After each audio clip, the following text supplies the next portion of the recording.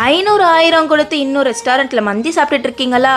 அப்ப உங்களுக்கான வீடியோ தான் இது. இப்பவே வீடியோவையும் பாக்கெட்ல உள்ள காசையும் சேவ் பண்ணிட்டு பேஜை ஃபாலோ பண்ணிடுங்க.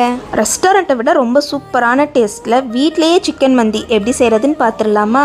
மந்தி செய்யறதுக்கு மெயினே மந்தி மசாலா தான். அதை செய்யறதுக்காக ஸ்கிரீன்ல கொடுத்துருக்க இன்கிரீடியன்ஸ் எல்லாத்தையும் ட்ரை ரோஸ்ட் பண்ணி அரைச்சி எடுத்துக்கோங்க. சிக்கன்ல இந்த மாதிரி கட் போட்டு மந்தி மசாலா, சில்லி பவுடர், சால்ட் சேர்த்து 1 மணி நேரத்துக்கு மேரினேட் பண்ணி வச்சுட்டு இப்போ மந்தி செய்ய பட்டர், ஆயில் சேர்த்து சூடான அப்புறம் ஹோல் ஸ்பைசஸ், ஆனியன் போட்டு லைட் டிரான்ஸ்பரண்ட்டாக வதக்கி எடுத்துக்கோங்க.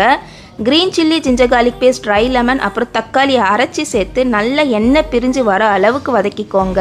இப்போ மேரினேட் பண்ணி வச்சிருந்த சிக்கனை சேர்த்துக்கலாம். இந்த சிக்கன் எண்ணெயிலேயே லோ ஃப்ளேம்ல 10 நிமிஷத்துக்கு குக் பண்ணி வரட்டும். சிக்கன் நல்லா குக் ஆனது அப்புறம் 1/2 கிலோ அரிசிக்கு ஏற்ற அளவு தண்ணி சேர்த்துக்கலாம். நான் 1 கப்பு அரிசிக்கு 1/4 கப்பு தண்ணி சேர்த்துருக்கேன். தண்ணி நல்லா கொதிச்சது அப்புறம் சிக்கன் எல்லாத்தையும் எடுத்து லெமன் ஜூஸ், சால்ட் சேர்த்து ஊற வச்சு எடுத்த பாஸ்மதி அரிசியை தண்ணி இல்லாமல் சேர்த்து 5 நிமிஷத்துக்கு க்ளோஸ் பண்ணி குக் பண்ணிக்கோங்க. மந்தி வெறியனாக இருந்தீங்கன்னா மந்தின்னு கமெண்ட் பண்ணிவிட்டு உங்கள் மந்தி ஸ்குவாடை டேக் பண்ணிடுங்க. அரிசி வேகும் போதே சிக்கன் மேரினேட் பண்ணுறதுக்காக மேலே சொல்லியிருக்க இன்க்ரீடியன்ஸ் எல்லாத்தையும் ஆட் பண்ணி நல்லா மிக்ஸ் பண்ணிக்கோங்க.